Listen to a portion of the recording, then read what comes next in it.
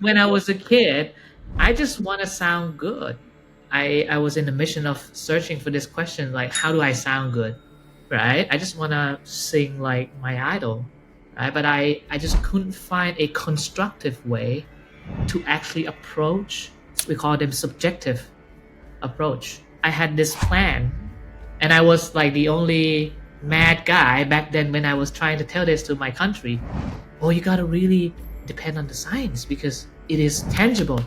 You can touch, you can see, you can actually follow directions. I mean, your take is so different. I'm kind of like curious what your protocol looks like. Like, what does training with you look and feel like? Our brain's job is just to process different sounds and combine them and blend them. What if we take a step back and start hearing sounds differently, seeing sounds differently, and put a pause before the brain starts combining all those, microtones. Whoever listens to this is going to be inspired to play with whispers, and I'm inspired, absolutely.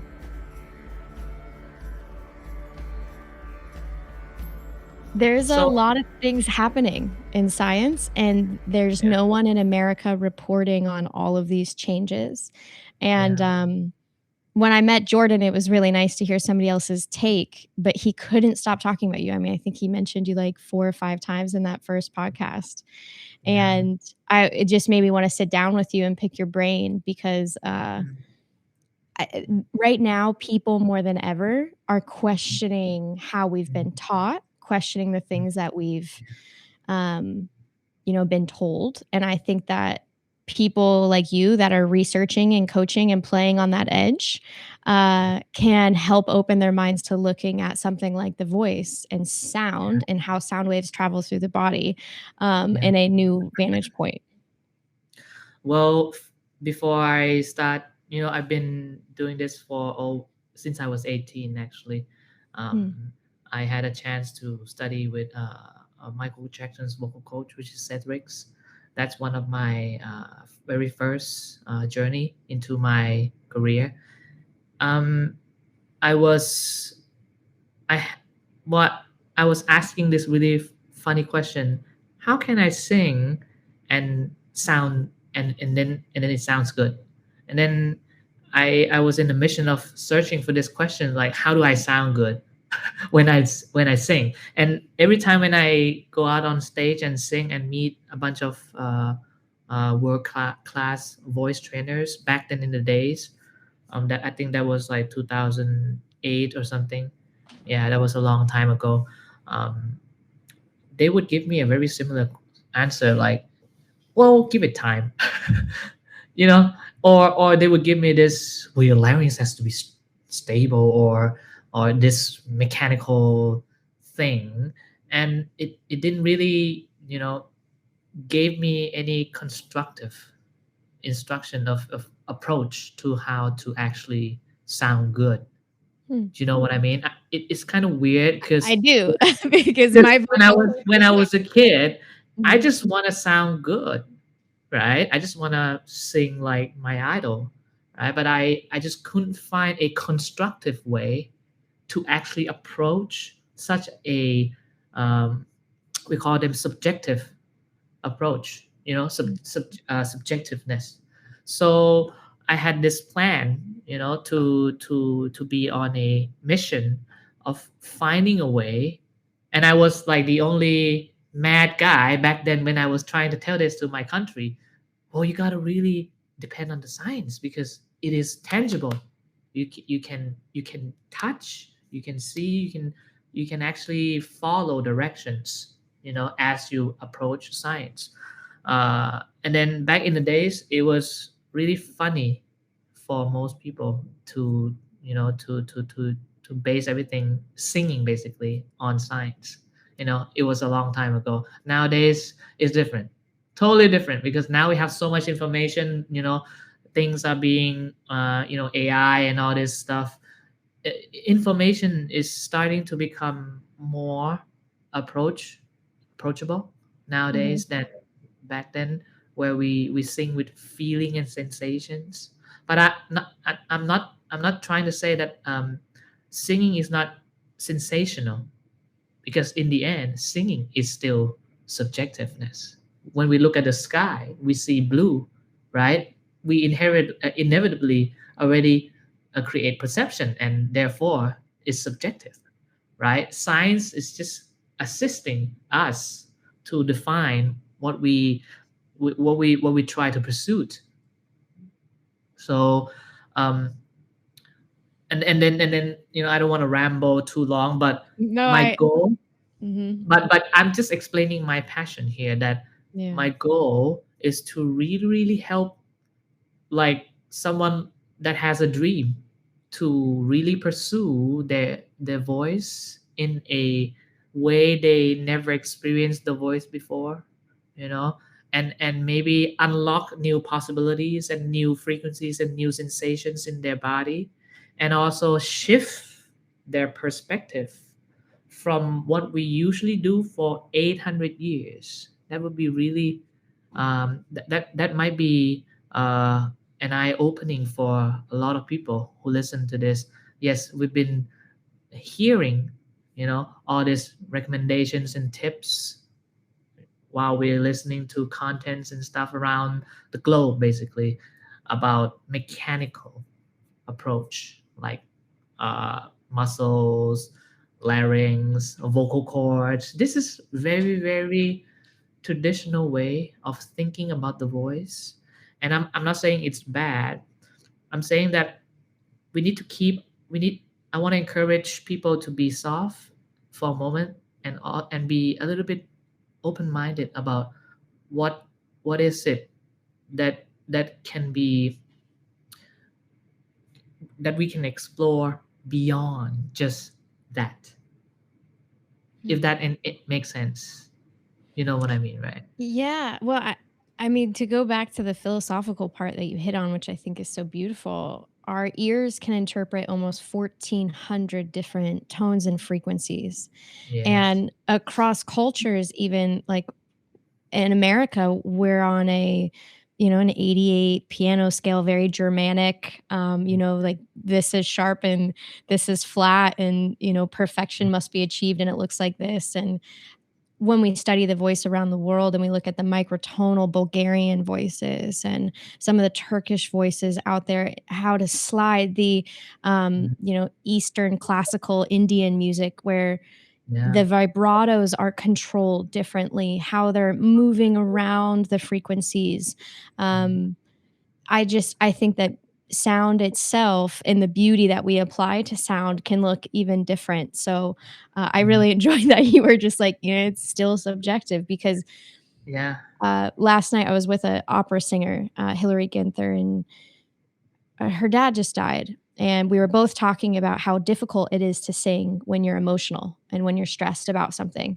And she was saying that, I was telling her I've had a very hard time writing music, and I was like, I'm just playing the piano, and I find myself avoidant because there's Mhm. emotions that are Mhm. in the way. And she's like, I completely understand. So we made each other do some monkey calls and some siren drills, and you could see like there was more energy between us towards the end of it, and it's cathartic. And Yeah. I don't know why I just brought that up, but if you want to highlight anything there, you're welcome to. Well, it's great that you're sharing that, because we can I can share you some of my insights that basically, let's just state the problem first here.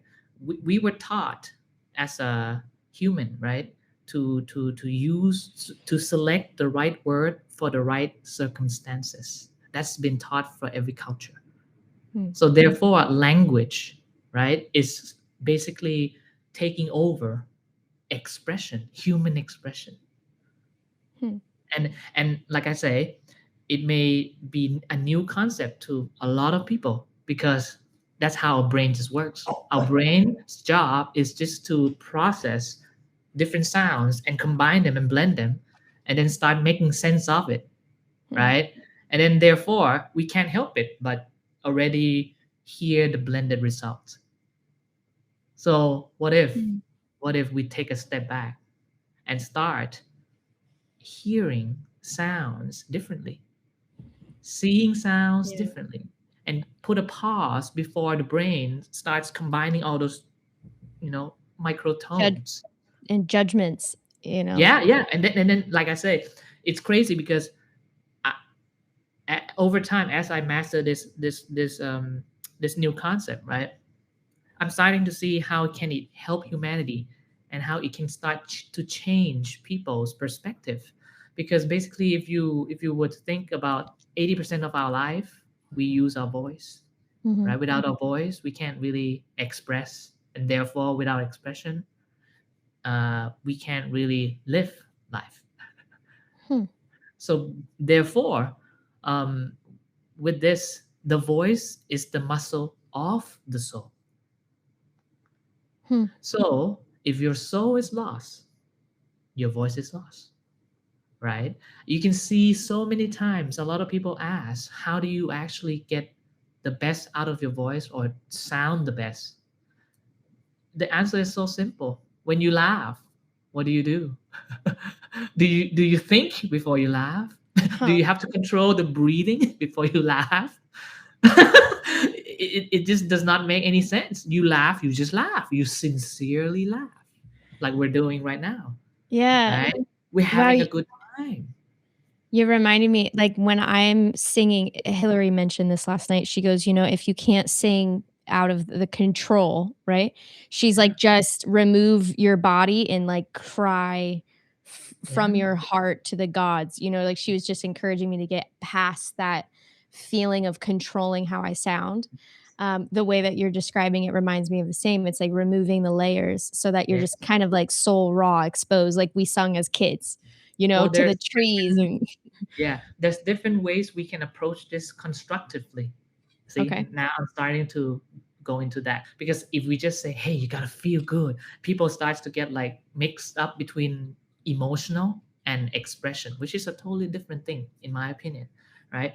First, if you want to be at your most efficient, right, meaning using your voice, being sound sincere, you really gotta pick a clear output target, meaning your expression really needs to be there. If you can see like those people who are leaders, like they really want to get the speech out to the world, you can hear in their voice, you can really feel that they're leading the pack, Hmm. right? so Yeah. so they don't need anybody to tell them how to sound because they have such a clear, and we call this in scientific term, output target. Hmm. I spoke with Kitty Verdolini, and she's one of the leading voice scientists of this, in voice mind, the mind and the voice, and we speak a lot about this. Having a clear output target will eventually just drive the muscle to where it wants to be automatically without you having to do anything. Hmm. So by you simply just setting a clear output sound, right? Which basically sound based rather than word based, then you start to really show your intention or human visceral response, like at its most primal, and therefore every part of the muscle will be driven to do that So without having to think any about mechanics. I am reminded right now of the difference between songwriting when you're kind of free flowing and improvising Yes. versus when you've crystallized a performance in rehearsal. Mhm. So when you're talking about clarity, I'm thinking of that crystallized performance. But Yes. what would you say around, like, because I'm a free flow singer. My favorite thing to do with music is to just click record and Yeah. to like listen to my soul, basically. Yeah. Yeah. And That's there's no clarity. There's just feeling.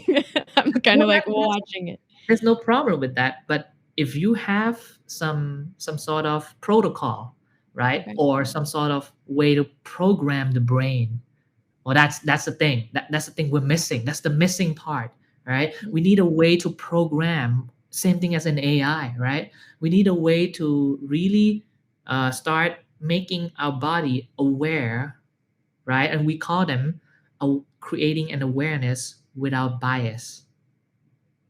Hmm. And that's very important in the realm of voice training, is how can we create an awareness, right, for a singer or whomever that is, we call them occupational voice users. So anybody who uses voice to make a Make a living. living, yeah. Yeah. So like podcaster or sales or lawyers or doctors, I don't really care. I help all, right? Including chefs. And you'd be Mm. surprised, right? I have all clients of all areas, and I my job is just to help divert their attention from the mechanical aspects of the voice to a more sound based, you know, Hmm. a sound based um, awareness. And Sound-based awareness. yes, sound based. Can So we talk basically, about, yeah, yeah. like, familiarize us with that? So basically, sound based meaning when you're starting to become more sensitive about tonality changes or perceiving tones in a more isolated way, and we call them in a scientific term polyphonic or spectral hearing. So basically, we hear two tones, and by the benefit of starting to hear this, you start to create awareness without bias, because you start to dive deep into whatever starts originate before language even begins. Okay. Alright. Let's Because go deeper. language, Yeah. yeah. So I know it's going to be a little bit complicated, but like in the beginning, a lot of people who are new to this concept, right? Um, it will take some sort of time to absorb this concept, but let me try and simplify this. So when you have, let's say if you say a vowel, whatever vowel, like e, a, o, u, right? They aren't. What you're hearing is already the final product. It's already been blended. When I'm saying e, or if I were to be very happy, very excited, I could go e, and you can start to hear my tone in the eval, right? The color of it change. Or if I'm sorry, I feel sorry for you, I'll say "ee." You hear the tone change. But just to think about it, what actually made the tone change? It's not your expression, but it's the ingredients of what's inside the e, the tone that is makes the e starts to change. And we call them the tone, those tones, we call them the resonance of the vocal tract. So they originate not from the vocal cord, but they are the result of the resonance that is been happen from the uh, air bouncing around in your throat. And the air can bounce in different zones. So they can bounce here, or they can bounce here. And you know that there's no vocal cord involved because I'm literally just tapping my throat and you're hearing a thump and you're hearing eval, right? If I manipulate the tube, right? If I change the tube according to my expression, if I go, I'm so sorry, if I'm happy, you can hear literally the tone change. And that's And why I'm now saying, like, that tone is changing because of how the empty cavities of the body are resonating the air, which is gonna be influenced by your facial expression. your tube, we call them the tube, vocal tract basically. So Yeah. if we go back to what I just said, how do we create an awareness without bias? It's basically start to divert the attention from mechanical aspects of the voice and start to hear the resonance of the vocal tract, because Hmm. then you can start to manipulate and express your voice in ways you never have done before. But before you can do that, you really have to hear your the sound that is being generated in your tube first, chamber we call them. And we call them those chambers, we call them scientific term, we call them formants. So we have a formant here, formant resonance 1, and we have formant resonance 2 here. So but a formant is a little bit of a complicated term. So I would just say that is a room where air can start to bounce around. When air starts to bounce around or being excited, you hear the resonance of that chamber. Would the nasal cavities be included as one of those? We call them nasal flow rather than nasal cavity, because when air moves through cavities, we have this cavity, we have this cavity, and we have this cavity. It starts to come up with different colors of the voice.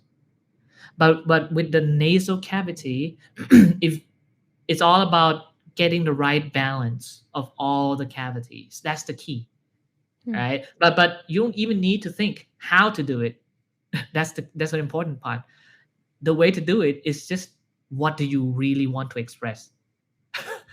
Once you really know what you want to express, nature will sort everything out by itself. We call this nature's resolution. So basically, it will just self-resolve. All you have to do is pick a target, a clear output where to go. Like, I'm sorry, I'm happy, I'm mischieved, or whatever, Yeah. you want to really tell them. And then starts to see how those sounds move effortlessly. Jay, the exercise that I have a lot of my workshops do is have them close their eyes. They stand up, have them close their eyes. And then I say, okay, you're riding a horse into battle, bare chested with a sword. What's the sound that you make? There you go. See, we are doing it without awareness. Like I said, once we start to develop, we are actually in a place where scientists are actually making a research about human expression, basically in a lab, and seeing how the acoustics phenomenize what's happening inside the vocal tract, basically. And that's fascinating, because to me, actually, because like I say, I have to keep repeating this so that people would understand that our goal is not to change what's already there for 800 years, we've been doing. Can you believe what we've been hearing? Anything about the voice, any tips or anything, it's been used for 800 years. But we're in the era of moving forward, new technologies, new science, new discoveries and stuff. So it's not wrong to start to be open-minded and start shifting our perspective to a more modern science. And that modern science is basically just to be aware that the vocal tract has an equal job as the vocal cord. Wow. Because they both have the same job. You can't just only pay attention to one thing, where everything starts from the vocal cord and then resist by the air. Then you start to have this sound being filtered by the shape of the mouth or whatever, articulators and stuff. That's great. That's, if you want to be if that explanation helps you understand the voice, that's good. But you need to be aware that there's more than that. That's all. When you said that singers need to start to hear their sound, and you mentioned resonance after, can you talk about that more? Like, how, because as a singer, when I make sound, the bones in my face vibrate. So at a certain decibel level, I can't really hear myself at all. So, which is why, like, I go into certain corners and certain acoustic spaces in order to get or record myself in order to kind of dial that sound. So what do you mean when you say singers have to hear themselves?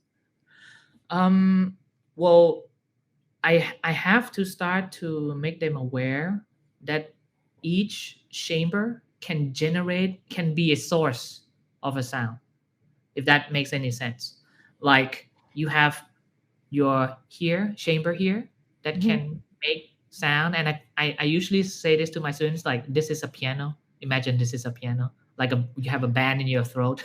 You know, Okay. and you have a violinist, like a bunch of orchestra, you know, you have a violinist playing like some sounds, or like, right, and then you have you blowing air from your vocal cord, and your vocal cords are making sounds too, and that's also another way you're actually making sound. So together, right, when they combine, they create a unique, distinct character that makes people remember how you sound. Hmm. They remember the signature harmonic, we call them harmonic signature of your voice, and therefore I don't believe that it can be taught. It can only be relayed or experienced. So the best I can do as a aerodynamic phonologist, I call myself that. You know, I don't even know if there's a career of that, but I feel my obligation to another human being is to just make them aware of the sound without any judgment. I don't judge them. I just let them explore. Do whatever you want with your voice and just start hearing Mm. sounds that you never heard before in your voice. That's my job, right? And that's all I think I should do. Because if I start doing more than that, right, I start implanting all this stuff that is not mine into them, or I Mm. start to make them doubt, or what am I, what you're doing, is it right or wrong, and then it already starts this conversation of how do we create a true artistry. Wow. And what do you think makes a true artist? I think it just comes naturally. It If you don't hear, you don't do. So the only thing that is standing in a way from you and, I don't know, Bruno Mars or Adele or whatever, is we hear different from them. We Hmm. have one throat, we have two vocal cords, we have one larynx, we have one tongue, right? What is it different that is holding us? What is the wall that is preventing us from doing like them? Is this is how we hear differently. So basically, the more you start hearing, the more unique ways you can start hearing your voice, the more you start interpreting it and start to show it to the world automatically, without. And that's why I keep telling my students, like, I don't believe there's a way to teach singing. That's Hmm. my personal opinion, because Yeah. I think if they want to sing, they will come to me after they understand and hear some sounds in their voice, and they'll be like, yeah, like what Jordan does, was be like, Jay, I can hear this, I can do this. People start coming to me and saying, I can hear this sound, I can hear this. Oh my god, I never heard this before. And they start showing me, and then I'll just be sitting back and I'll just be like, yeah, cool, show me what you can do. And the more you show me, the more you do. I don't have to do anything. I'm just being there for you and just guiding you. That's all. So So, yeah. no, you can finish your thought. I can hold Yeah, on yeah, to it. I want you to fill in. I Yeah. want to hear your thoughts. It's funny, as an athlete and a singer, I can relate to your coaching style in my own way, so I kind of wanna add color and see if I'm right or wrong. Would you introduce, like, a beginner singer to the different textures of their voice and, um like what you said about exploring sound without judgment. I only very recently had a breakthrough with listening to microtonal music, and I was a little Mhm. blocked in my voice for a while. I started the Mighty Breath program, which is what I teach at Musical Breathwork, and it made my ability to make sound times Mhm. 10. I used to just be a cute little folk singer, and then all of a sudden my voice became this like siren of like just a Yeah. fire hydrant. So Yeah. learning to contain it and made me have to learn to use my body. So I Yeah. studied with Hilary Ginther, and she helped me bring the sound into the resonant capacities of my full body with my pelvic floor, with my feet. and then turning the sound basically into this electrical substrate where it feels, when I'm harnessing it, right, it feels like it's kind of electricity within my body. But there's so many more colors to have than just one blasted big note. There's so many layers to good music and good expression. And I feel like that chapter of singing in my life is shifting now. As I emotionally grow, I'm not interested in full volume as much as I used to Yeah. be. And I think it happens when you start to listen to different music. And I just want to encourage people to like listen to a lot of international music, because when I listen to Bulgarian choir music, the sounds that they hit allowed me to explore like flat and sharp sounds in my voice that felt like my heart was becoming free. Like it Mhm. felt like a battle cry. It felt more wild. It felt more primal within my body. But I Mhm. had to release the layers of like, oh, I'm missing the note here. So I think like just even opening ourselves up to new types of music is a good way to explore listening, like you're saying. Yeah, music is a great way to connect. Um, but being aware of your your variables, the sound that is produced from your variables is also another ingredient that can be brought together in harmony. Does that does that make sense? So what you're saying is, well, we listen to the musical sounds and the colors in the music itself, but what, as a voice, um, uh, we call ourselves an acoustics voice experts, we try to get our client to hear. Okay, I can just make a demonstration for you. Have you ever heard the pitch of your breathing? No. There, your breathing has a pitch. So if I were to tell you this now you're aware, and now you're gonna start to listen to your breathing pitch, like, see, that is a Hmm. high pitch and versus low pitch. So let's say, for example, you're singing happy birthday to you. That's a high pitch. But if you go happy birthday to you, that's a difference. Hmm. And here's the goal. Here's the goal. And this is a very small showcase I try to give, Hmm. people, so they have fun listening to sounds. It's a unique way to learn hearing. Try your best. You can try it. You know, to match your tone that you sing and how you breathe. So the pitch of your breathing. So you can go happy birthday to you. So now your breathing is a part of the sentence. It's not disconnected anymore. So it's in a way we're teaching breathing, but through sounds we're getting the same effect, because now they are we creating awareness without any judgment, because all they're doing is they're hearing sounds and they're matching tones. It's, to me, it's just fun. And also you get people to play around with their, things they never heard before, you know Yeah, it's a bit of a brain scramble. Like even there, I was paying attention to your inhales very yeah. differently. So, and I'm telling you, a lot of people are not aware of this, that their breathing pitch, and why. So now this brings the questions in terms of science. Why do we want us, mechanically, why do we want people to start breathing at a lower pitch rather than a high pitch? Because when you start breathing high pitch, right, those extrinsic muscles starts to tense up more, and then it starts to create this tension or tense scenario. Therefore you have, you put yourself in a more fight or flight mode Hmm. automatically, because by breathing you can hear the pitch.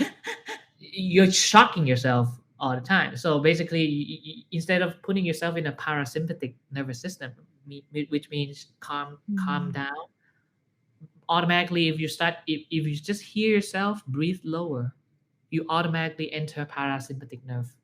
So basically you go into a more meditative Yeah. Less breathing. high strung, less tight, less tense. That kind of lines up in all of the ways there. They all line up by Mm. just simply making them aware of the sound, the variables I call them. So like it's different because I don't teach my students to hear music. I teach the students to hear their instrument, truly hear their instrument. Like, have you ever heard um, the sound that comes from here mainly more than this? So I have them do this thing like L, L, Oh.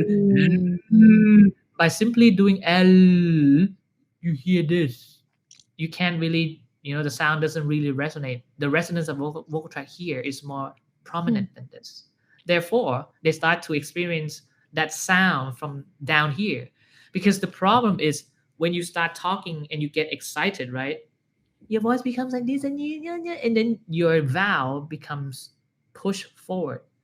And then everything, your breathing, your tone, all the mechanics rush forward, and then you start to get this backfire effect where you are super tired, you're getting loudness, but you're paying so much consequences, you're paying so much muscles to get Mhm. that amount of sound, where you can just sit back and relax and manage your tone or sound that you hear, and Hmm. then you get loudness and sincerity at the same time without you Yeah. having to do anything. You're reminding me of some of these, like Olivia Dean is like a jazz singer, Melody Gardot, another jazz singer that I think in order to even sing their songs, I have to get into a very relaxed state of mind. Because Yeah, other songs come from that place of like real body chill, real yeah, relaxation, yeah. uh, versus And, some metal. You're kind of on top of the notes. You're a little more forward pressed in the body in general. and guess what? All those problems, the hundred problems that you have wondering about your voice, can be easily solved by just managing this hearing, basically. Because the best weapon for any voice users is to be aware and hear, the sound, the resonance of the vocal track, basically. Because once you hear it, you can tune it. So if no one's ever taken a vocal lesson, they're listening to this, they're inspired. Is there something that they could try at home that would let them tune into that feeling? Yeah, I love giving this advice, like doing that. The Well, L? breathing, Mhm. you taught a lot of breathing, right? Making them aware of how they breathe will inhibit, because air is sound. Air is Okay, converted into sound, basically. So if your air is then you sound like this. But if okay. your air is like this, then basically you sound like this. So I encourage people to start. I think this is the most simple thing that they can start being aware of each tonality that affects the way they breathe. Is basically start noticing when you breathe, like when you're excited or you're shocked. Try do that. Go like that. Try that. You I hate that and breath. then The you mouth breath yeah. into the upper chest. It's the It's worst just breath. yeah, it's just for showcase. You're not doing that, but we need to know. Human needs to learn A/B comparison so they can detect what's the Yeah. difference. But tell me when you breathe that like that, where do you feel cool? Yeah, in my throat. Yeah, it feels Yeah. tight here, you So know? wherever that is the coldest is the narrowest, meaning that just now how you breathe is the narrowest. There's a lot of Hmm. constriction in there. And then now try the same thing Yeah. with a shocking effect, but silent it. So go like this. Now you feel different, way Yeah, cool. the cool is on the soft palate, basically. Or Oh, I don't have it on the tongue yet. Maybe I'm doing it wrong. we'll silence it and then just do the same thing. Go like this. Okay. Okay. Wow, that's subtle. Yeah. So basically, well, here's the thing. It does not really matter. It's just, do you feel that they cool differently at this different point? Absolutely. Yeah, Yeah. like the the shocked, panicked inhale was cool to the throat, whereas when I silenced it, it was more to the back of my throat, but when I really silenced it after a few tries, it was on my tongue. Yeah. Yeah. So basically, by doing that, you start to manipulate the pitch that you breathe also, inevitably. Wow. So the tongue and how so in from the fascia in the breath world, right? Um, the tongue and the vocal tract and its connection itself, and then how the fascia runs through the neck.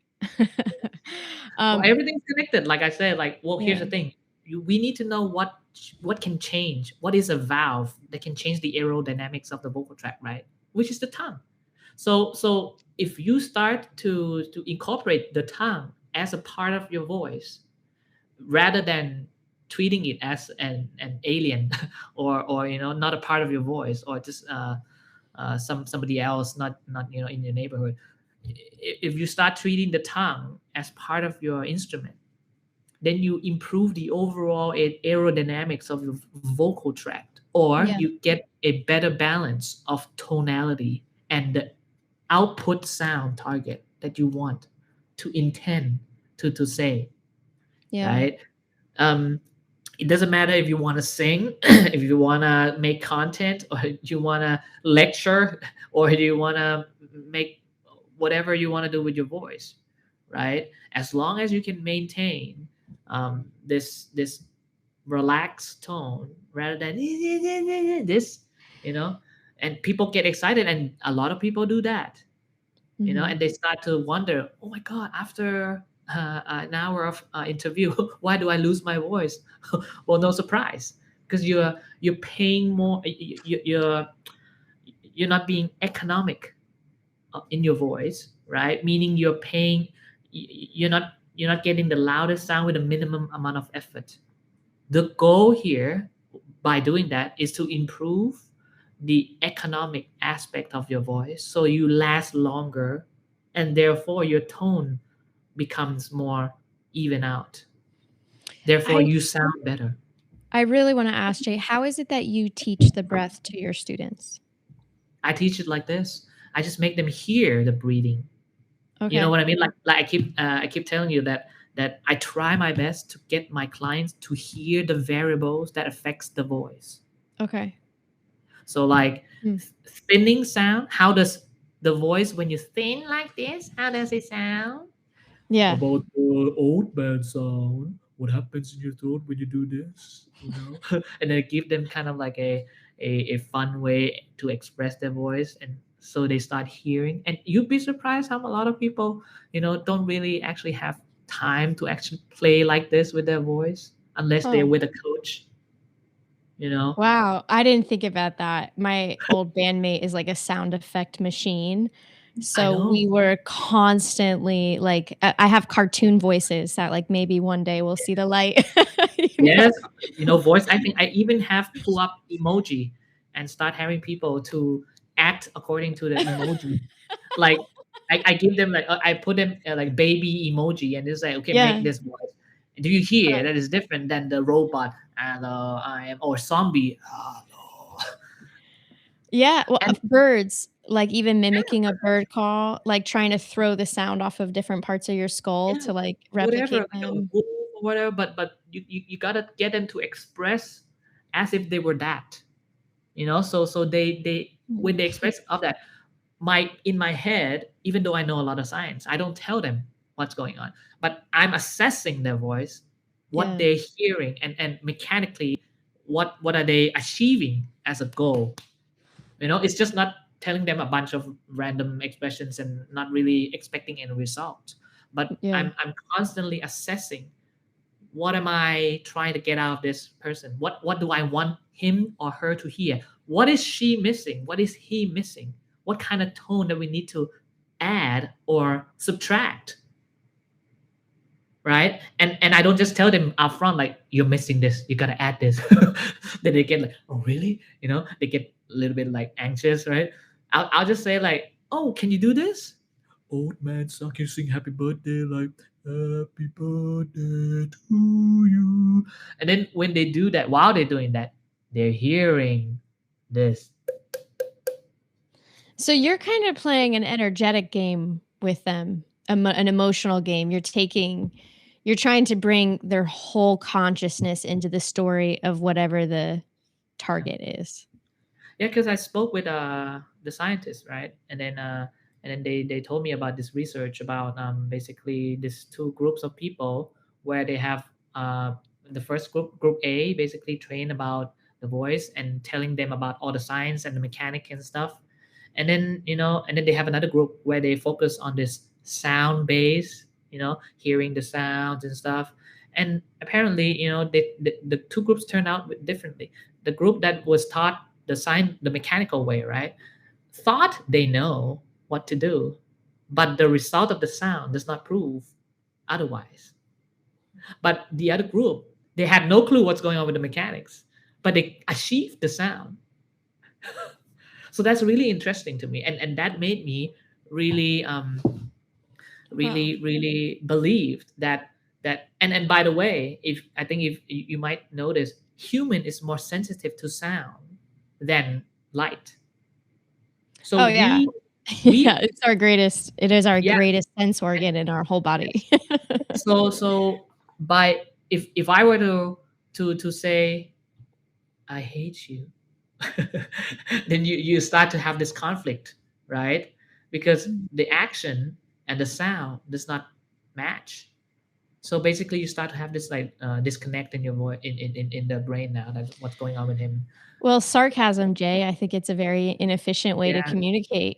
That's yeah, basically, you're saying the opposite of what you mean, so yeah. So basically, we detect sound. So what is my goal? If you want to ask me, I'm trying to make human more sensitive to the sound, the changes of sound, and basically once they are more sensitive to the sound, because I'm a person who can hear spectrally, meaning that I hear vowels not like others.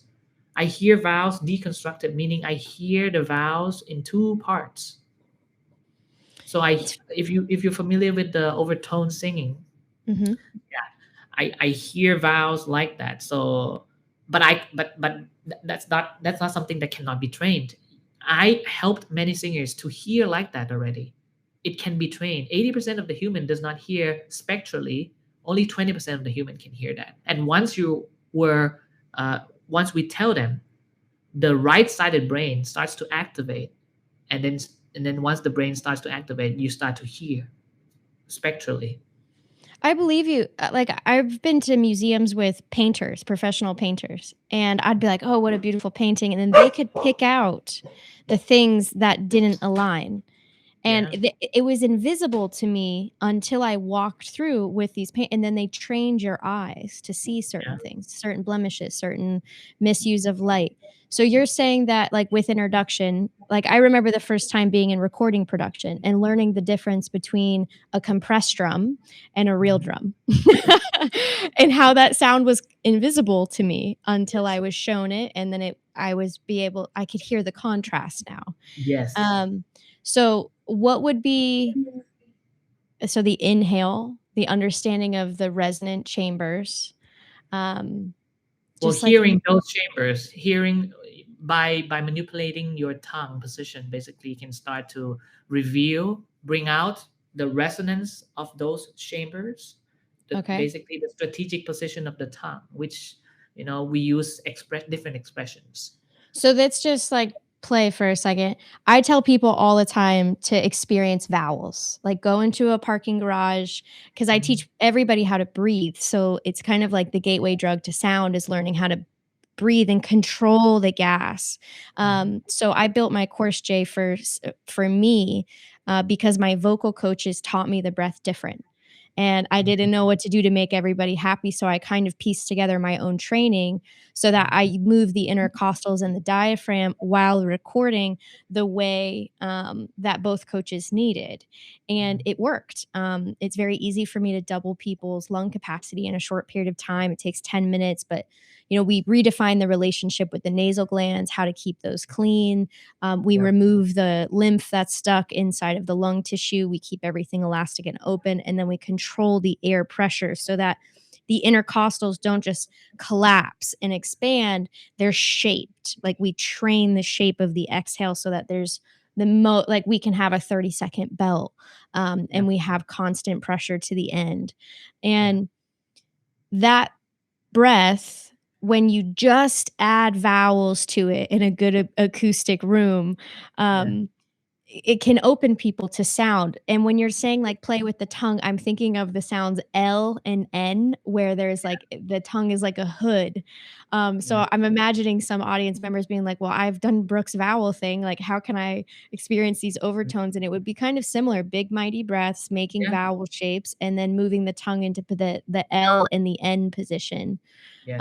to explore how those cavities resonate, right? Yeah, basically, because the strategic position of the tongue will bring out those, sounds, the resonance of the vocal tract. I keep repeating this because it's very important terminology, Hmm. right?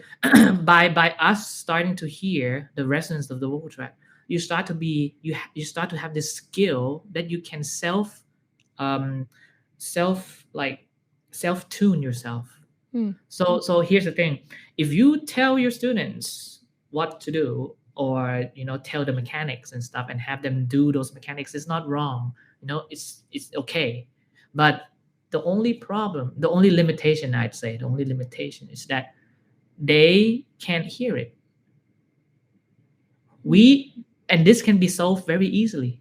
You can say the mechanics. All you have to do is link it with the sound, and then you start to create this protocol where the brain starts to hear the sounds and relate to the muscular movement. That's the missing piece. So Hmm. once you relate this activities that is biomechanically encouraging the muscle to do certain tasks, you also need to make the human also hear the sounds related to that too. And by doing that, you develop this super fast way for the brain to actually learn and also retain those things. Because if you think carefully, let's say if you Mhm. take lessons with me, and I give you tips about how to sing, I tell you how to breathe, I tell you how to vocalize, and you go back and do this, and then you start to have these questions: what if I'm not with Jay? What do I do? Oh, I gotta come back to Jake, and then we have this conversation, and then this cycle repeats, never ending repeats. But what I'm doing here is I'm trying to break this cycle where you can self-sustain, because you no longer need anybody to tell you what to do. Hmm. Because you start to hear yourself, and you don't need me. You only need me to point out the things that you don't hear. Right? Once you hear, you can't unhear. What's your take on using frequency monitors? Like the sound software, I use that a Yeah, lot. And okay. the acoustic pedagogy people, they use that as a tool to describe the voice. I can kind of show you a little bit if it's that possible. One second. Yeah, if you click share screen, you can, like, on the bottom if it's on your computer. So, like, somebody who's learning to hear, you know what I mean? They're on their own. I feel like the frequency monitors are the way that they can Yeah, we call calibrate it to the. Voce Vista. It's a powerful thing, but you can get people to hear without the Voce Vista too. The Voce Vista is used in a way to mainly teach overtone singing, but I use it in a way that I just get people's awareness, and I don't really. I use this software to tune human vocal tract. Hmm. So I'm not It sure what's sounds going like on. when you're talking about the human vocal tract, it's continually related back to the tension that we're Yeah. carrying in the rest of the body. I had to thank all the scientists that I had a chance to chat with them and work with them privately. If it wasn't for them, I wouldn't really be eye opening like this. So the way we use this is basically just so that okay, I'll just show you something that is quite fascinating. If I were to tell you that when we say this vowel, let me start again. Would you believe that you're actually not hearing the vowel that you're actually hearing? So I can show you. I can record E. So you can hear that these are the harmonics. Like the first harmonics is the pitch that I sing. E, E. So that's the pitch that I sing. right down here. That's the first line, and then that's the second harmonic, basically. That's the third harmonic. 4, 5, 6, 7, 8, 9, 10, 11, and etc. So you can hear that those highlighted lines, like red lines, are basically where the formants, the basically the resonance of the vocal tract aligns with the harmonics, basically, and that's why it's red. Because once they align, they bring out the sound from the basically the shape that is being excited, basically. I don't want to get too complicated, but what I want to show you that is fascinating is that if I start doing this, you can start to hear that this is a actually E. Yeah. So everybody hears E vowel, right? E. What if I start to filter off the top part of the harmonics? Here. I'll remove the upper harmonics and you start to hear something that will surprise you. Because remember, I said that I'm not saying E. And if you don't believe me, hear it with your own ears.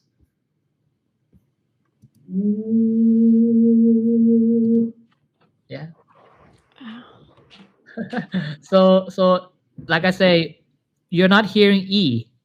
You're actually hearing this. You're hearing ooh. And that's why I say the ooh, there's ooh in an E. But you're not hearing the ooh. Is that it for you? Are those the only how many vowels exist for you? Well, I mean, there's on the IPA chart we have a open vowel which is E A and then we have an A vowel standing in the middle. So we have, and then we have O. So we have E A O O U. So those vowels are being separated by the A vowel, but the E A is a chiaro.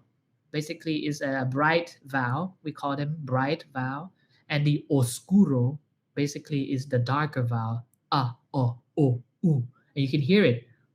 Chiaroscuro. Chia, yeah, right? Oscuro. A O O U. What language is that? Italian opera nomenclature? Italian. Yeah, it's basically the meaning of chiaroscuro is basically bright dark. Chiaroscuro for bright dark. My opera singer says it's the forces of it's Star Wars. It's the light and the dark, and the goal is to keep it balanced. But basically, it's you're hearing chiaroscuro. So basically, you're hearing the and if I were to shift it up here, right, and I were to play the upper part here, I use E vowel because E is the most resonant vowel, right? So you hear the most harmonics. That's the E. That's the chiaro. And this is the oscuro. And together, you'll be surprised. They make this. And you hardly can hear ooh. Wow. Okay, so Jay, I have an upright piano behind me, and I love because uprights are just harps, right? And then when you open the back, you can sing to it. And I will remove the pedals for a sound experiment for people to realize the infiniteness of sound, right? So I remove the pedals from the frame of basically the harp, and then I have them shout into the piano, and it lights up all of the resonant strings. So there's about, 13 to 15 strings that make sound back based on it. And so I've been sitting here having like multiple neuron moments. So you're exciting those strings with different harmonics. Because different harmonics is being sent to the string. So basically you're exciting the harmonics just like this. And like I say, if there's a lot of people who would be skeptical of like, is this true, or how does the voice actually begin? A lot of people still believe that this is the result of the vocal cord making the harmonics and stuff, right? What if I do this and explain to me how this happens? You can do it too. If you just simply just put your mouth together like this, and it doesn't have to be hard, just gently.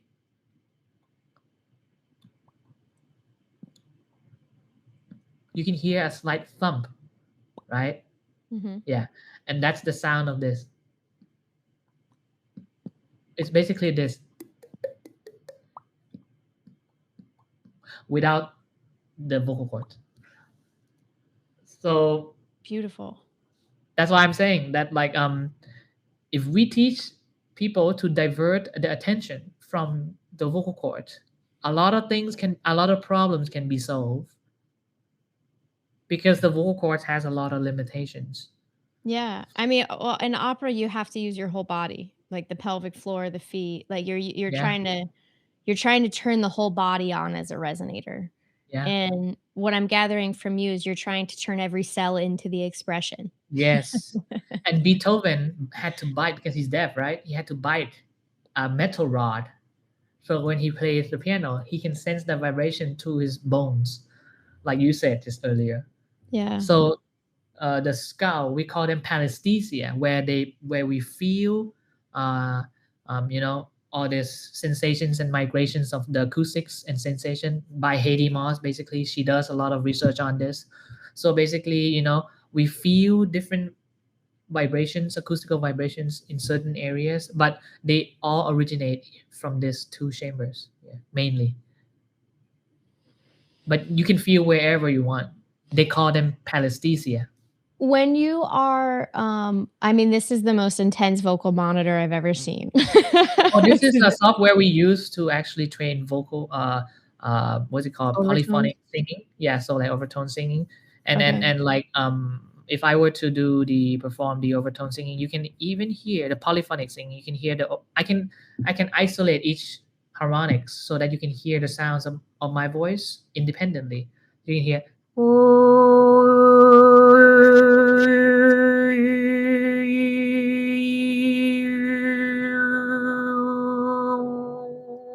so you can hear that, like, Amazing how still your face stayed during that. That was masterful, by the way. You just shifted all of those frequencies and your posture remained the same and your face remained the same. Yeah, I didn't have to do anything, because I was my tongue is doing the job. My tongue is filtering all those harmonics. So the tongue is the thing and I can show you, because this is already fascinating to see that. But if you look carefully to the patterns, and you might see the same pattern.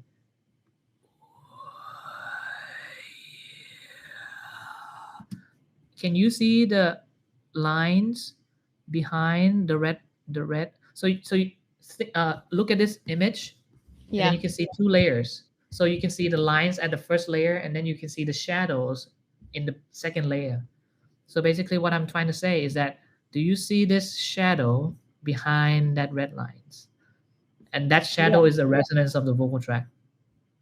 So the emptiness, the hollow darkness space is what we're looking at. That shadow behind the red lines is the resonance of the vocal tract. So basically, if I whisper,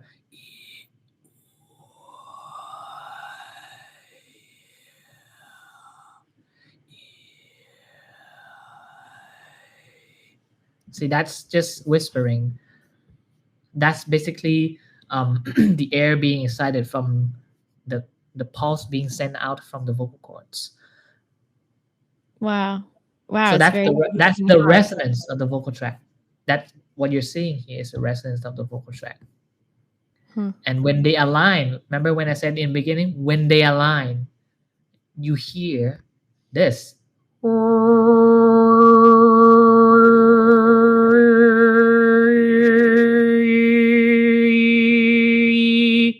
You hear that? And it's basically just doing this.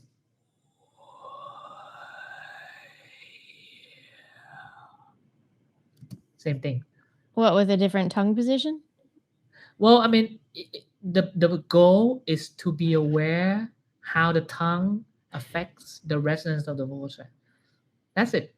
Wow, so you're separating the pieces. This is very cool. You're very athletic when it comes to the voice. You sound like there's been several times where I'm like, wow, this really relates to golf. And I'm like, I've tried not to bring it up because like usually those topics don't overlay well. But the way that you are dissecting the layers and then creating space for your client to feel the contrast. There's a lot of overlap there with good golf coaches. Like, to me, what separates the average to the elite golf coach is, the average coach gets stuck in mechanics. The elite golf coach gets you to hit the shit out of the ball.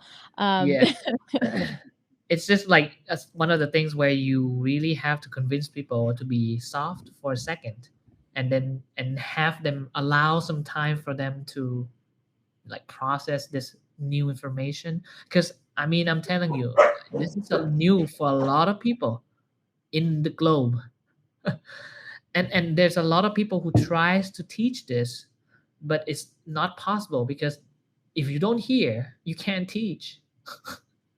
Right. Right? You can talk about those harmonics and the resonance of the vocal tract, but how can you teach if you don't really hear it? How can you tell other people Right. what they should hear? Yeah, it's like learning a new color. Yeah, Somebody's it's gonna, just like, like, show it oh, to you. I know yellow, but I've never seen yellow. I'll describe to you what yellow is. I'll just ChatGPT. I'll just read what ChatGPT says, and I'll just tell you what yellow is. And by the way, and this is very similar to how our brain perceives light. Basically, um, we don't see yellow, by the way, in the context of yellow, because we're talking about yellow now. We only see RGB. We only see red, blue, and green. So yellow is just perception. So therefore, pitch is perception. Pitch is not physics. Pitch is not. It is perception. Basically, it's how your brain is. Let me show Yeah, you. what is on pitch and off pitch is just a system that we invented Well, this is gonna hundreds of be years interesting ago. for you, because the distance between this, you see that the distance between this and this, the distance Between the from, two, what are you pointing at? I don't between see the what two you're. lines, between Okay. this line and this line, every gap, right? Every gap is how we perceive pitch. So basically, pitch is perceived by the distance of each harmonics, basically. So our brain starts to make sense of it, and then starts to perceive the distance of it. And that's why you hear low pitch, you hear more separated. Ah, ah. You see that? It's more, the distance is different. You see the gaps is a different gap. The gaps in the resonant overtones? The gap between red lines. The gap, yeah. So So, I basically, mean, yeah. So like, just like let's on say the we take, piano, like an A and, so um like, let me show you this. Wait, hold on. and My A and a mouse. B have a huge frequency gap. Like, there's notes between it. Ah, see that? That's more close to each other, because the frequency is more. It's lower pitch. So basically, when the lines between each other, the second harmonic and the third harmonic, is more close to each other, we hear lower pitch. And then as the pitch rises, right, it becomes further apart. The distance between each harmonic is spread out. Ah! See that? The gap between the lines is spread out, so you perceive a higher pitch. Wow. So the point is, our brain makes sense of pitch. So if let's say if someone were to sing off pitch or off tune, and they know that they're singing off pitch, it's not a problem with the ear. So basically, we have to get them. It's some sort of a way that we have to tune the vocal tract, and also to align with the mechanical things that's So happening in for the phenomena. most vocal coaches, that looks like a training protocol. Like, you run through a CD where you're matching pitch, whether you're using a frequency monitor or you're not. You go through a warm up, maybe some semi-occluded vocal tract exercises to get the breath nice and dialed, and then through agility routines that would challenge the person for whatever style that they're doing. Um, do you do those? I mean, your take is so different. I'm kind of, like, curious So, what your protocol looks like. Like, what does training with you look and feel like? so well, I'm sorry. Can you ask the question again? So I just want to be absolutely to the point one more time. Yeah, so when I've worked with other coaches, the protocol that they would give me would be like a good warm up, whatever Okay, that yeah. would look like for them. So with opera, there's more body in the warm up, sometimes even like a plank position while hitting notes. Um, and then like for metal, they would be a lot more Yeah, SOVT drills where it's like yeah, everything is really gentle in the beginning before we start throwing power through it, right? yeah. And then there would be a number of agility exercises that were Mm, picked for the ranges. I had last year I had like a 5 octave range, so not mm, quite, probably like four octave range, mm. and I could kind of squeak it when I needed to perform it. But and so I would run through. Let's just say a 25-minute daily practice where Yeah, I cool. was mimicking a routine. What does it look like to work with you? Well, it's different because I do snack exercises. It's different because I divide the exercise into sectional practices. So Okay. basically, I don't do routines because it's almost like taking like if I were to introduce you to new sounds, you just ate Okay. a chocolate and then you would taste the chocolate and then you'll be like, oh my god, I like that, I want more. And then you go back home and then you just take a snip of a chocolate that you like again, and then you keep tasting it. I do not need to create a routine for you because, and I've worked with both habilitative cases and also rehabilitative cases in terms of medical rehabilitation. Yeah. So, and both cases show the same results, like without any particular routine. Because the point is, I try to break free from routines, right? It's just not normal to me, like that you have to dedicate a sectional time to literally just commit yourself to just you know train this, where you can just have freedom, absolute freedom to explore playfully, expressfully with your voice whenever you want and wherever you want, right? Snack exercises. Yeah, I call them Wow. snacks exercise. You just come to me, I give you a taste of the sound that you never heard before.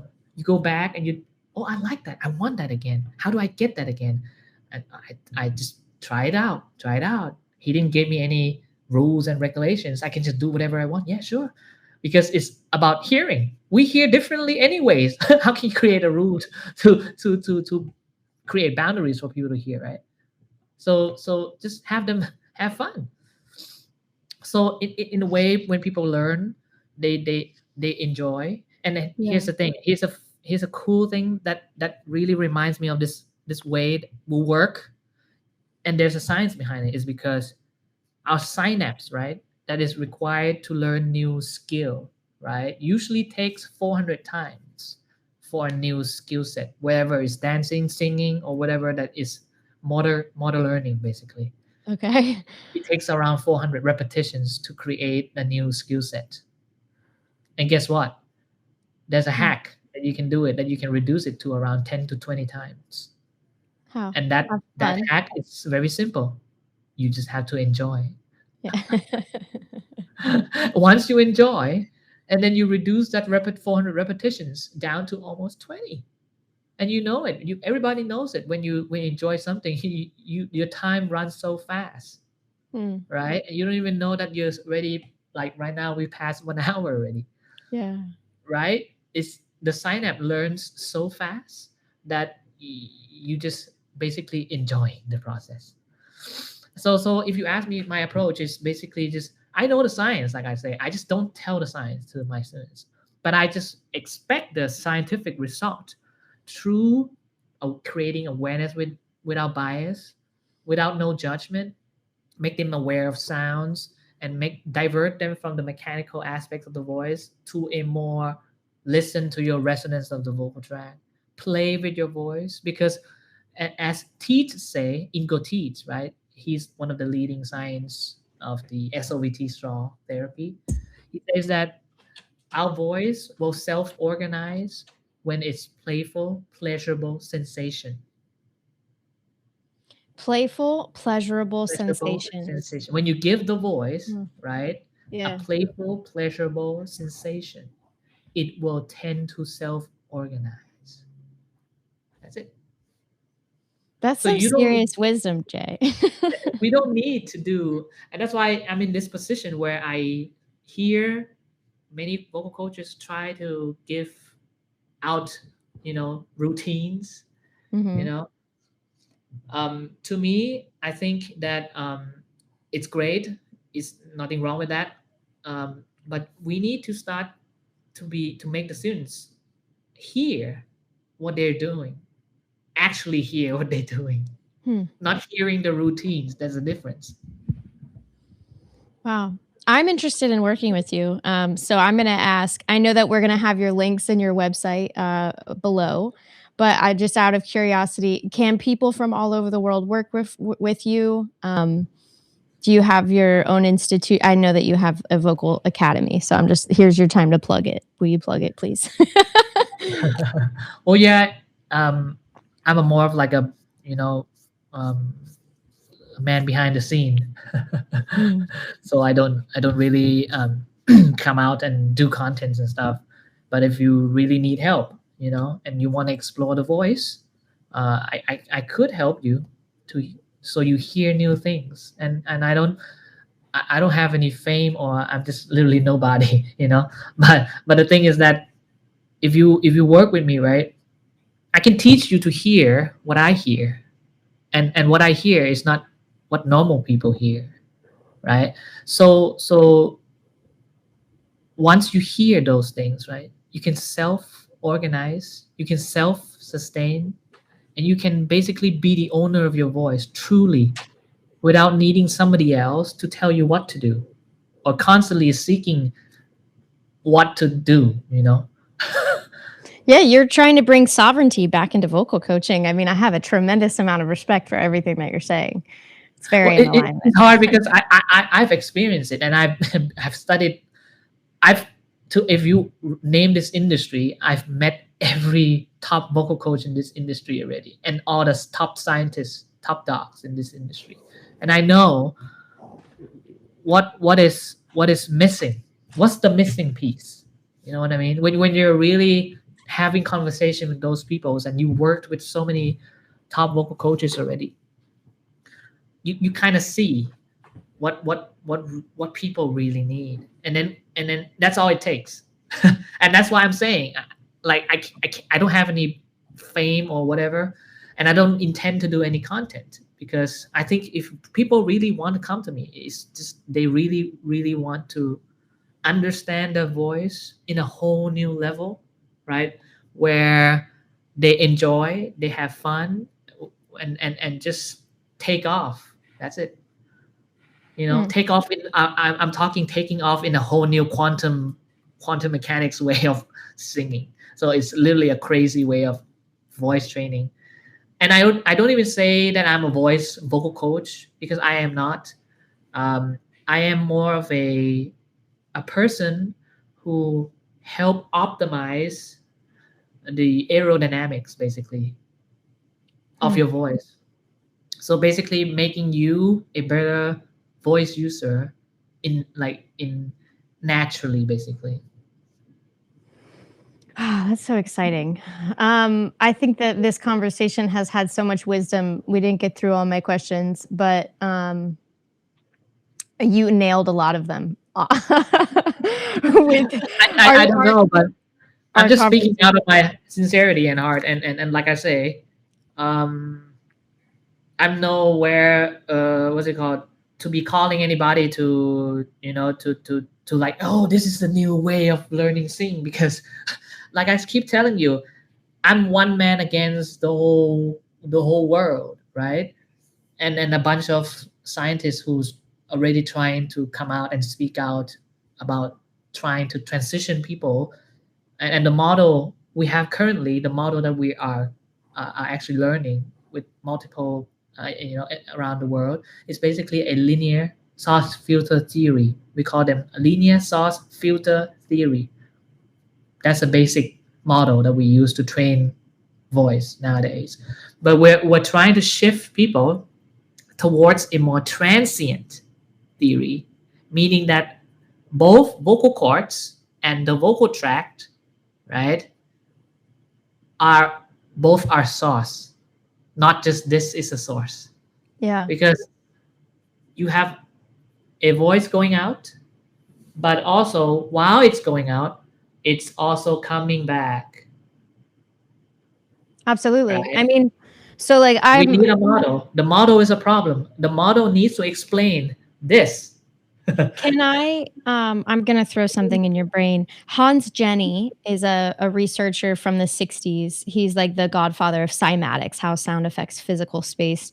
And he was kind of the first one that put like lidocaine on top of a speaker, like on top of an activator to show how sound changes form. And when I look at those linear models, my thought immediately is like, well, why not use more schematic, like more 3D models? Yeah. That helps show the vibration across a substrate like water, like a bubble, whatever. In order for like these vocal pitch monitors are all linear right now, but like we both know that frequency doesn't move linear, it moves in a 3D, like it moves in every direction. So I could see that there's probably already software out there with like the amount of cymatics researchers. It Well, would just be actually, tell I me. can tell you that the Voce Vista has another mode. I didn't show you that. There's Okay. logarithmic. There, just now we were using linear, just Okay. so that it's easier for people to perceive. But if Yeah. we there's a tab where you can switch and it will become logarithmic. Oh, interesting. Okay, good. Yeah. So we're getting there because I think that there's more there in architecture too. Some of the very old churches, some of the things that are on the ceiling, I think those are soundscapes. I think those are vibrational patterns. So Yeah. we're living in such an amazing information age, and like how you're the coach of coaches. So your name comes up when I'm interacting with high-end coaches, and Really yeah, interesting. and you should know that Yeah, I didn't know that. your Wow. your philosophy is infecting people in a Wow. very fun way. So I really appreciate what you're doing, Jay, and I'll definitely be reaching out to do a lesson because I would love my ears to be tuned more to the textures of sound and Yeah. voice. You know? Yeah, and I can show you one more thing. This is also fun. We can do a test. This is a Okay. fun test I love to do with the boys. We can check how off tune. It's almost like a guitar being off tune or a piano being off tune, right? If you probably want to know how far off are you, and we can use one vowel to just check for fun. E vowel Yeah. goes in my computer. Yeah. We'll try But it. let's try it. Can you whisper an E? But let me tune it first. Here's a game for you. Okay. Okay. Match the Your pitch. goal is to get the E precisely here. You see the lines that it's moving up and down? See that line? Yeah. This line is indication of the second formant, basically. Yeah. But I just want E- you to whisper oh, okay. like this. Let me show you first. So sorry, one sec. See that? So my E is precisely tuned to this pitch. Okay. Wow. Whispering singing is maybe my least experience. So let's try. No, this doesn't only affect singing. This also affects speech. Mm. If you're, let's see, how far Yeah. off are you? So just whisper Okay. an E, and you can't hide this because this is reality. Try it out. Can you give me the pitch again? Any pitch, you can just whisper. Just Oh, say okay. E. Yeah, whisper E. Yeah. See that? That's how far off are you from the line. Are you surprised? So you basically just whispering E. Your E is way up here, Okay. and this and if I were to show you where you are right now, I can slide the vowel chart up. You see how sharp are you? Your E. E, and then if I bring it down, you get a more subtle E. So So you're I'm not saying sure. my middle note is all the way up there? Let So it's me. tense. Yeah, well, I wouldn't say tense. I would just say that your vocal tract is off tuned by a few steps up. So I can show you Mhm. again. So my software bugged. So give 1 second. I did You see a that? Can you hear the E? yeah. Yeah, and if I were to bring it down to this pitch, that you can hear. Yeah, it keeps bugging. I don't understand why. 1 second. I taught for 3 hours last night, and I filmed a podcast before this, so I've probably got, like, a good 5 hours of teaching on my voice in the last 20 hours. Yeah, no worries. But I mean that you can't hide the resonance of vocal track. It is what it is.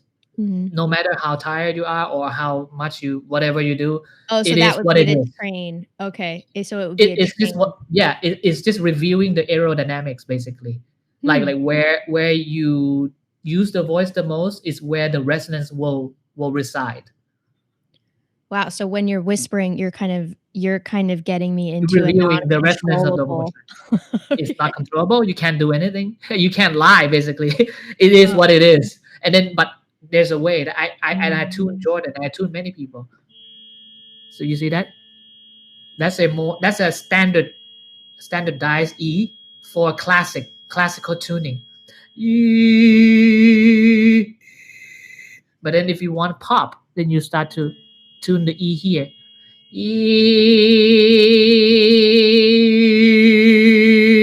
E. Hear that? But you're here. E.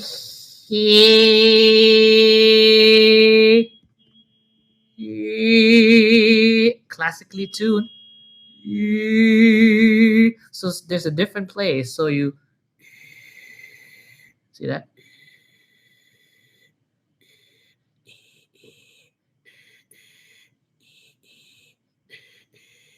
See that?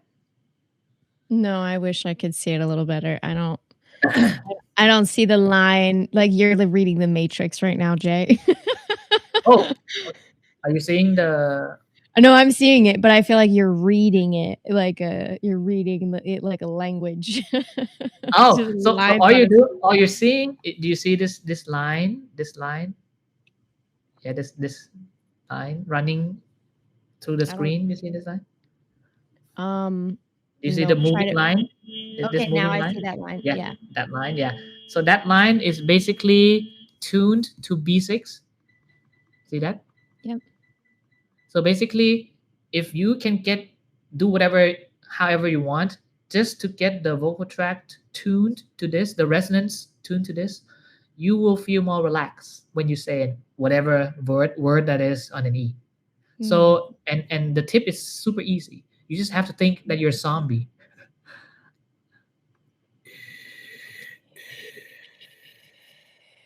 There you go. Try it again. There. You just brought yourself down. See? Wow, See? you have to really kinda change the tension through the neck and the spine to do Yep. it. Like, it is a Yep. very And visceral now change. try this. The jumping up there. There. Wow, See? okay, so the tension is the zombie cue is awesome. I told you. So that's why I said like Wow.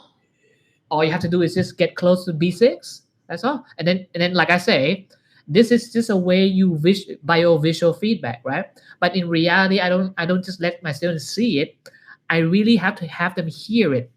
And I don't know if it's gonna be enough time for us to establish a slight hearing, but I don't know if you can hear pitch change. Try your best to hear it.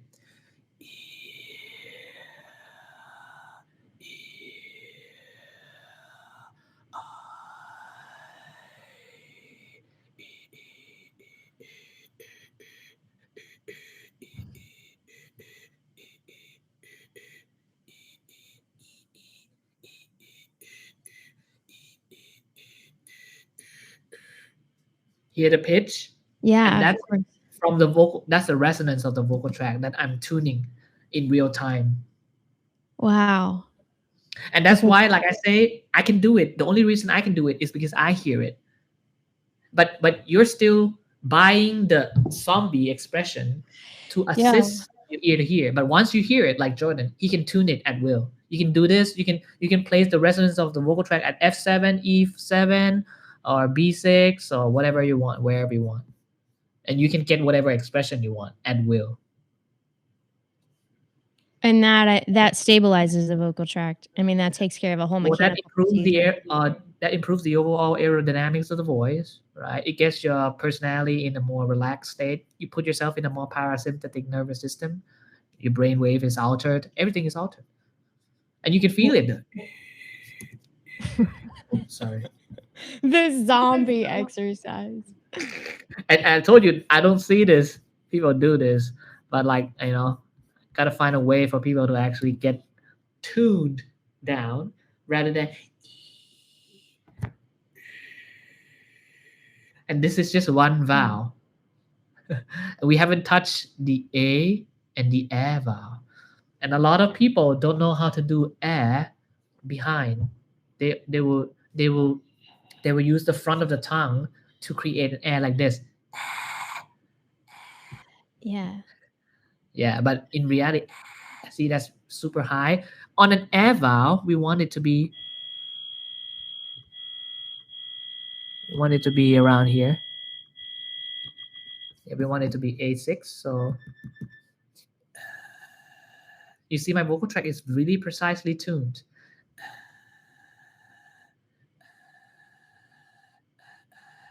If I use the front of my tongue to say air, I'll get this. You see, it went up there. Jay, do And you then, fry scream at all? Because like I don't know, well, what you're going through kind of almost feels like it, like the beginning no, trainings this of. is called chiaroscuro whisper, Okay. bright dark whisper. And a lot of people would be surprised because we heard that whisper is dangerous for the voice, right? But chiaroscuro whisper is different because chiaroscuro whisper is actually soothe the voice. Because if you whisper correctly, like chiaroscuro whisper, right, you get a balance between the two chambers. The acoustics and the aerodynamics are better than doing this. That's really hard on the throat. But if you go,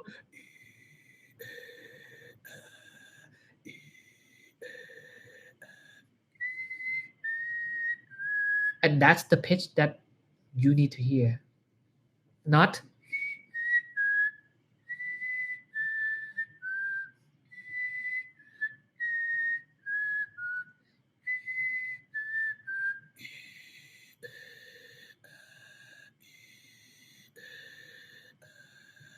So it's very precise how you tune the vocal tract. So what people come to me, why people come to me, is so that I tune their vocal tract.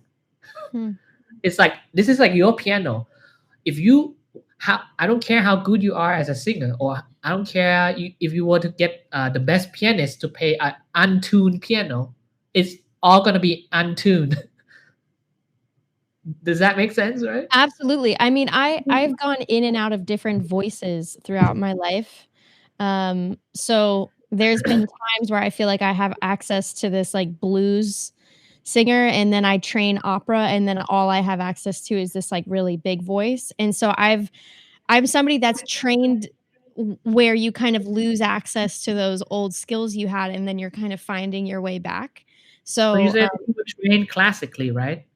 yeah, I was trained choir. Well, So do, re, yeah, mi, that's fa, sol, la, surprise. ti. Yeah. Because that's surprise because if you were trained classically, right, your E would reside around B6 constructively.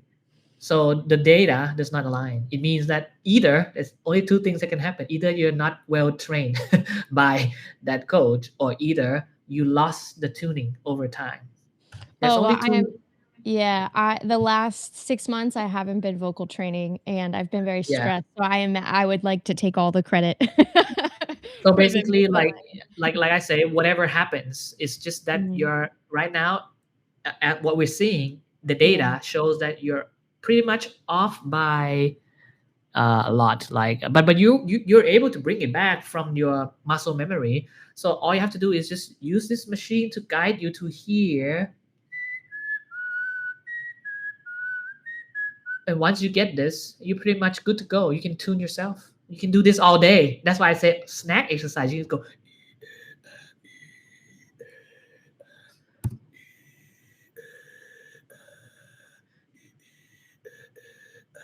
You hear my pitch? Yeah, I do.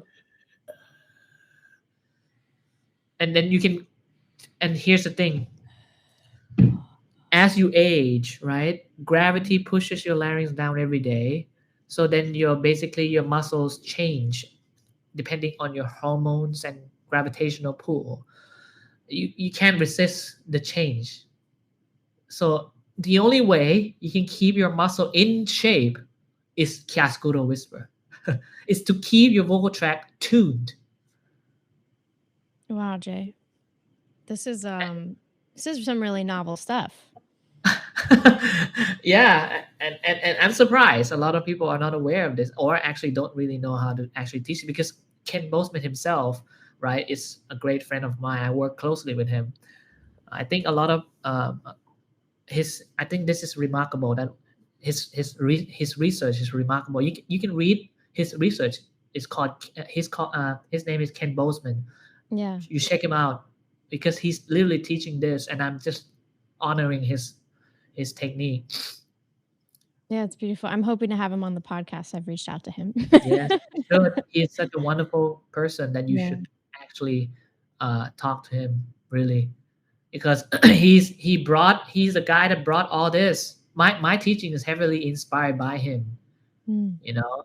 Jay, thank you so much for your time, your energy, your wisdom, your passion.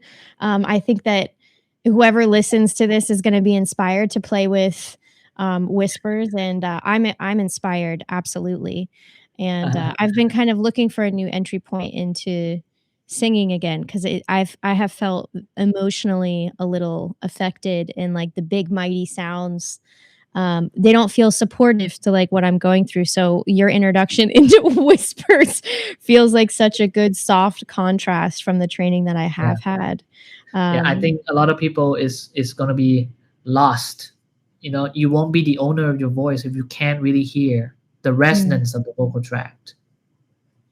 Wow, I repeat this 100 times in this podcast, but it is necessarily that people actually understand the importance of hearing the resonance of your vocal tract. Jay, you've been an inspiration. Is there anything other than hearing the resonance of the vocal tract and that's importance that you'd like to leave people with before we call this good? I think giving the voice playful, pleasurable sensation and setting a clear output target is basically it's gonna resolve a lot of doubt that you have about your voice. Yeah, that's the utmost basic thing that you can humanly possibly do. Have fun and know what you actually want to tell. Tell a story, tell something sincerely, then your voice will be at its most efficient. Voila, without needing to think about any mechanics. Awesome. Just